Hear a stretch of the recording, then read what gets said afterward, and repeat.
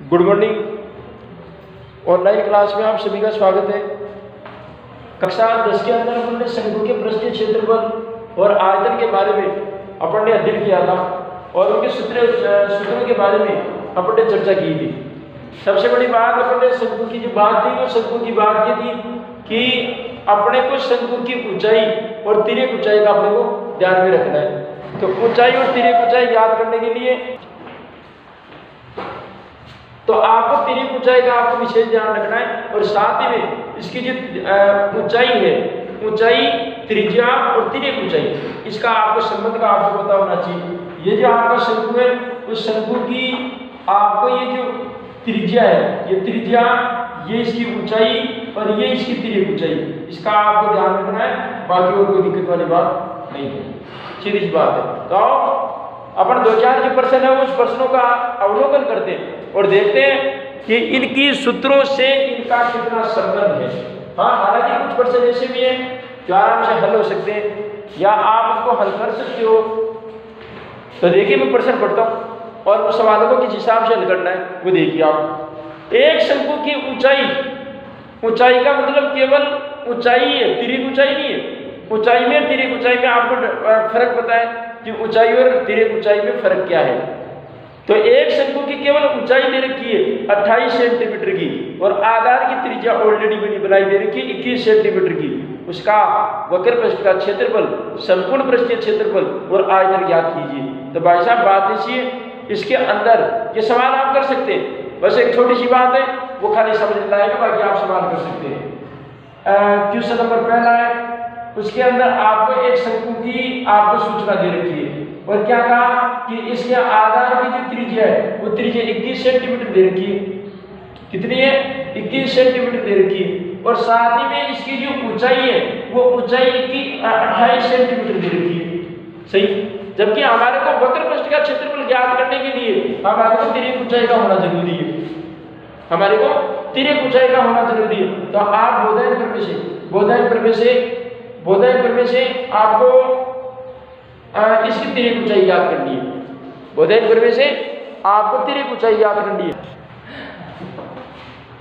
तो आपको केवल इसकी तिर्यक ऊंचाई याद करनी है। तो आप बोधायन प्रमेय से कभी तिर्यक ऊंचाई याद करने का तरीका नहीं पाया था कि तिर्यक ऊंचाई यदि याद करनी हो तो आपको त्रिज्या का स्क्वायर और आपकी ऊंचाई का स्क्वायर करके जोड़ दो और इसका रूट कर दो, आपका तिर्यक ऊंचाई याद तो करके आ जाएगी। सीधी बात है। जैसे ही तिर्यक ऊंचाई आई, अब आपको इसका एवरेज गुणनफल कर लेना, आपको गुणा करना तो आता ही है। 21 को 21 से गुणा करेंगे तो 441 प्लस 28 को 28 से गुणा करेंगे 574 जो 574 आएगा उनको जोड़ लो और एवरेज गुणनफल विधि से आपको ये करना आता है। आपको उससे आपको दो के जोड़े बना देना और इन दो के जोड़े को गुणा कर देना, आपका एल का मान निकल करके आ जाएगा। जैसे ही तिर्यक ऊंचाई आएगी तो तिर्यक ऊंचाई की सहायता से आपको वक्र पृष्ठ का क्षेत्रफल, आपको इसका संपूर्ण पृष्ठीय क्षेत्रफल और आयतन ज्ञात करना है। इसमें ज्यादा कोई दिक्कत वाली बात नहीं है। इसमें दिक्कत वाली बात ये थी कि आपको खाली तिर्यक ऊंचाई ज्ञात करनी है, क्योंकि वक्र पृष्ठ के क्षेत्रफल का सूत्र पाई जा रहा होता है। तो एल का मतलब तिर्यक ऊंचाई चाहिए अपने को, तो तिर्यक ऊंचाई कैसे आएगी? आपका त्रिज्या और आपकी ऊंचाई के माध्यम से बोधायन प्रमेय से आप एल का मान ज्ञात करेंगे। जैसे ही एल का मान आया वक्र पृष्ठ का क्षेत्रफल ज्ञात होकर के आ जाएगा, संपूर्ण पृष्ठ का क्षेत्रफल हो जाएगा और एक आपने को आयतन ज्ञात करना है। तो ये हो जाएगा, कोई दिक्कत वाली बात नहीं है। हाँ, दूसरा करने लायक है, एक लंबवर्तीय शंकु का आयतन 1232 सेंटीमीटर क्यूब है। शंकु का आयतन 1232 सेंटीमीटर क्यूब या घन सेंटीमीटर, एक ही बात है। ये आयतन घन सेंटीमीटर में आता है और क्षेत्रफल सेंटीमीटर स्क्वायर में आता है या वर्ग सेंटीमीटर में आता है। और क्या कहा? उसकी ऊंचाई 24 सेंटीमीटर है। उसकी ऊंचाई 24 सेंटीमीटर है। तो शंकु की तिरछी ऊंचाई याद कीजिए। आपको शंकु की ऊंचाई दे रखी है और ऊंचाई कितनी सेंटीमीटर की है? 24 सेंटीमीटर की।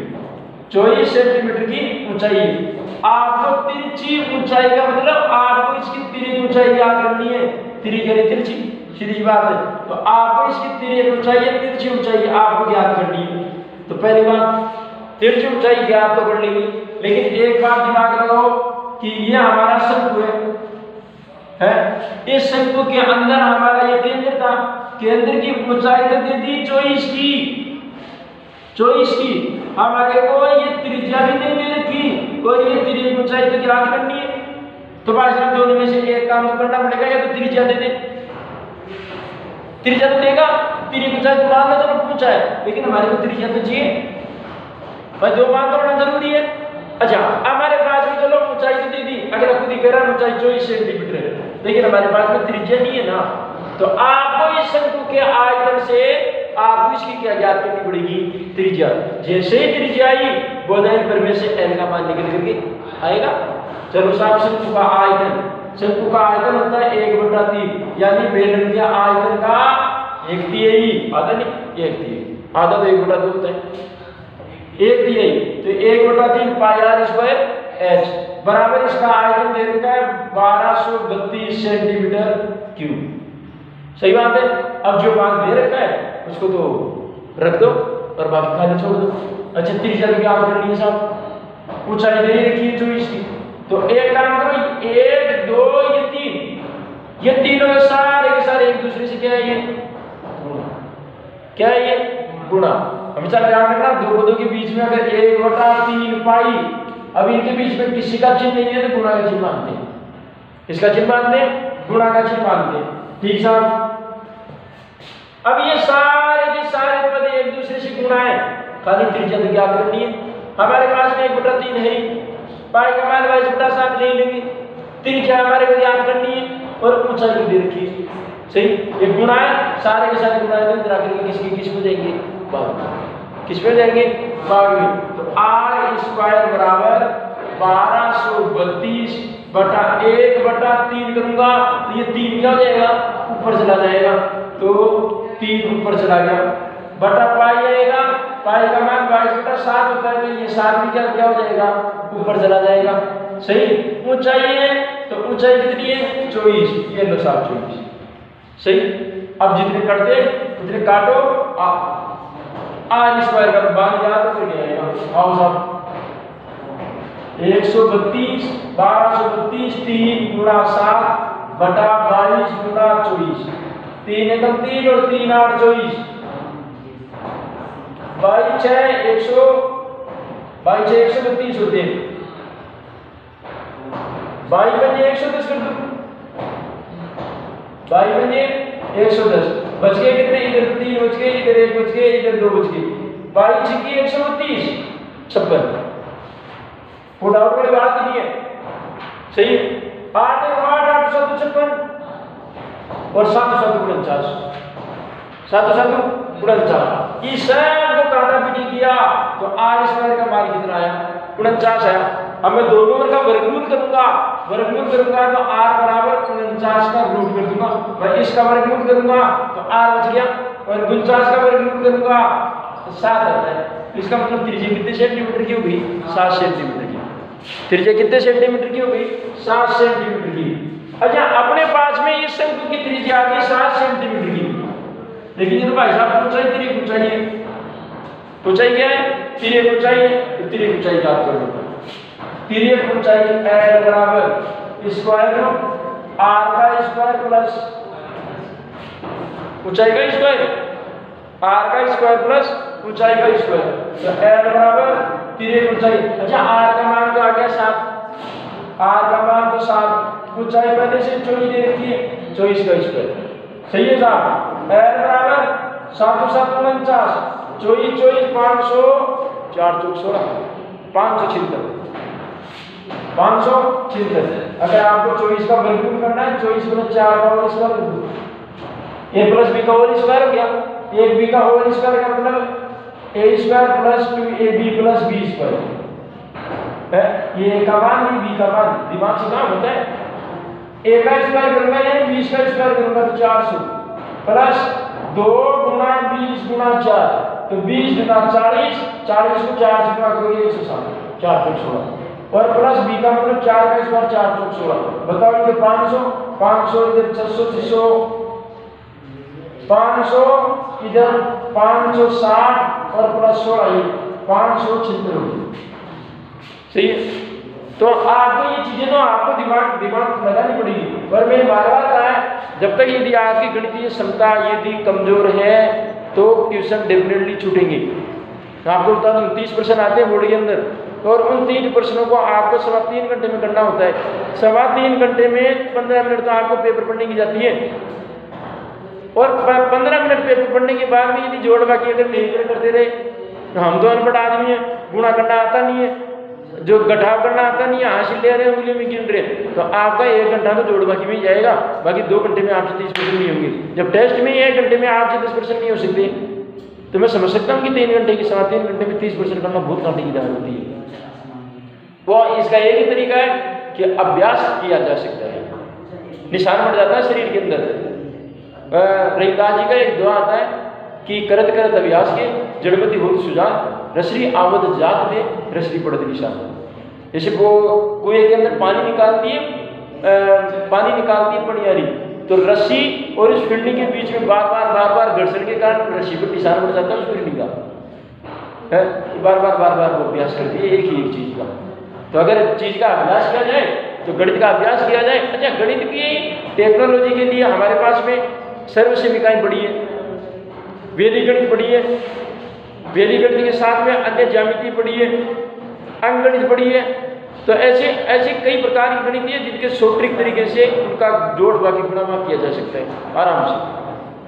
तो वो सीखनी पड़ेगी, अभ्यास रहेगा इसमें। एल बराबर 49 को जोड़ूंगा 625 हो गया, 625, और 625 का वर्गमूल होगा 25, तो 25 सेंटीमीटर की उसकी तिरक ऊंचाई मिलेगी। तो इसकी तिरक ऊंचाई जो होगी वो कितने सेंटीमीटर की होगी? 25 सेंटीमीटर की। सही है। बस 625 का आप अभाज्य गुणन करके देख सकते हैं। 625 का आप अभाज्य गुणन करके देख सकते हैं। 625 का अभाज्य गुणन करके देख लो। 5 का भाग जाएगा, किसका भाग जाएगा? 5 × 5 और 5 × 10 = 25। 5 का भाग जाएगा 5 × 10 = 25। 5 का भाग जाएगा 5 × 25, 5 × 5। सही। अब आप दो के जोड़े बना लो, एक जोड़ा तो ये बन गया, एक जोड़ा ये बन गया। दोनों जोड़ों को मिलाकर तो 5 × 5, 5 का एक जोड़ा और 5 का एक जोड़ा 25। अभाज्य गुणनखंड से भी आप इसका वर्गमूल याद कर सकते हैं। अगला देखिए साहब, क्वेश्चन नंबर 3। क्वेश्चन नंबर 3 क्या कहता है? एक शंकु के आधार का व्यास 14 सेंटीमीटर, त्रिज्या 7 सेंटीमीटर। करने की जरूरत नहीं है। जब आधार का व्यास दे रखा है 14 सेंटीमीटर, तो त्रिज्या ज्ञात करने में क्या दिक्कत है? व्यास, त्रिज्या व्यास का आधा होती है, त्रिज्या व्यास का आधा। तो 14 सेंटीमीटर का तो व्यास दे रखा है, तो 7 सेंटीमीटर की तो त्रिज्या। ठीक साहब। अब आप दिमाग लगाने की कोशिश करें। हमारे पास में त्रिज्या आ गई 7 सेंटीमीटर की, करने की जरूरत नहीं है। ये इसकी ऊंचाई है और ये इसकी तिरक ऊंचाई है। ठीक है। आपको क्या कहा प्रश्न में? बोले तिरक ऊंचाई तो 25 मीटर की है, तिरक ऊंचाई 25 मीटर की है। तो शंकु का संपूर्ण पृष्ठीय क्षेत्रफल ज्ञात कीजिए। तो क्या दिक्कत है? पाई r l + r। अब दोनों ही चीजें दे रखी है, तो अब की दिक्कत क्या आ गई है?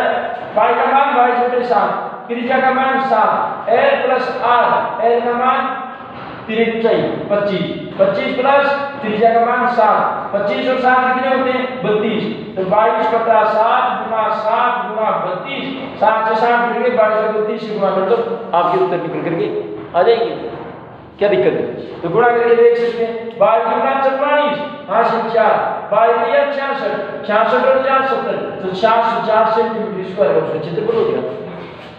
704 सेंटीमीटर का उसका क्षेत्रफल हो जाएगा साहब। तो ये छोटी सवाल है, ये हल हो सकते हैं आराम से। ठीक है। अगला देखिए साहब, 5वां। एक लंबवृत्तीय शंकु की ऊंचाई 8 सेंटीमीटर, आधार की त्रिज्या 6 सेंटीमीटर, आयतन ज्ञात करना है। कोई दिक्कत वाली बात नहीं है। अब ये आपका जो शंकु है, उस शंकु के अंदर आपकी ऊंचाई, ये वाली ऊंचाई आपको 8 सेंटीमीटर और त्रिज्या कितनी की दी भाई साहब? 6 सेंटीमीटर की। और फिर उसका आयतन ज्ञात करना है शंकु का 1/3 पाई आर स्क्वायर एच। आर का मान दे दिया 6, एच का मान दे दिया 8। अब क्या जोड़ है? सही है, हल हो सकता है। ठीक साहब, आगे चलिए साहब। छठा, एक शंकु का वक्र पृष्ठ का क्षेत्रफल 1884.4 मीटर स्क्वायर है। इसकी तिर्यक ऊंचाई 12 मीटर है। तो इसके आधार की त्रिज्या ज्ञात कीजिए। इसके आधार की त्रिज्या ज्ञात कीजिए। छठा, देखिए थोड़ा सा समय लगेगा इसके अंदर। क्वेश्चन नंबर छठा देखिए आप। क्वेश्चन नंबर छठा है, एक शंकु का वक्र पृष्ठ का क्षेत्रफल दे रखा है। वक्र पृष्ठीय क्षेत्रफल और वक्र पृष्ठ का क्षेत्रफल दिया 1884.4 मीटर का। सही। और क्या कहा? इसकी तिर्यक ऊंचाई, तिर्यक ऊंचाई है इसकी वो है 12 मीटर की। आधार की त्रिज्या ज्ञात कीजिए। देखिए साहब, आधार की त्रिज्या ज्ञात करनी है। हमारे पास में वक्र पृष्ठ का क्षेत्रफल दे रखा है। तो वक्र पृष्ठ का क्षेत्रफल होता है शंकु का वक्र पृष्ठीय क्षेत्रफल। वक्र पृष्ठीय क्षेत्रफल और वक्र पृष्ठ का क्षेत्रफल होता है पाई आर एल। पाई आर एल।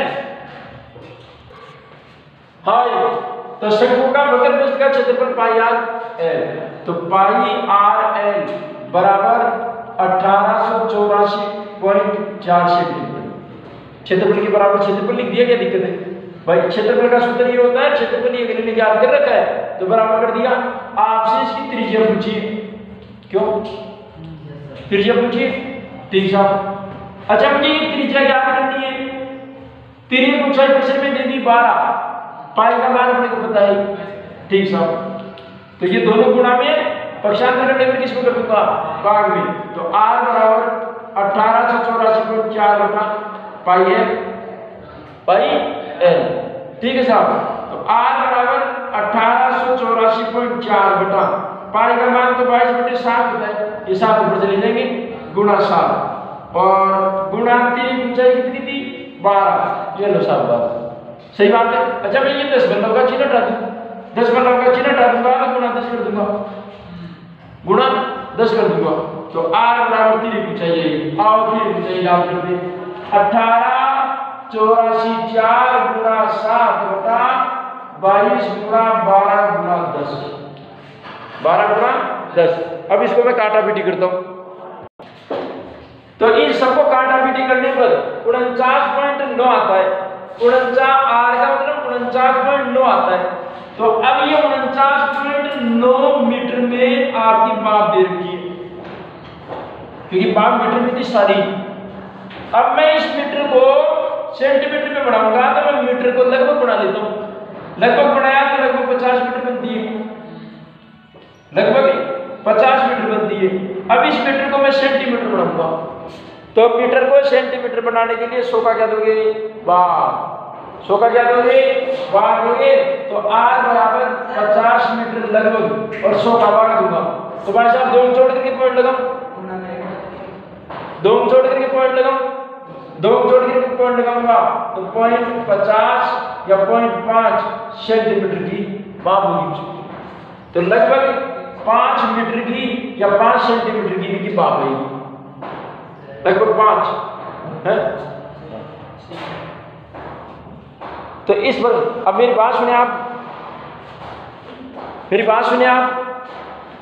आपको ये जो 7वां जो प्रश्न है वो आपको करना है। ये 7वां प्रश्न आराम से हल हो जाएगा।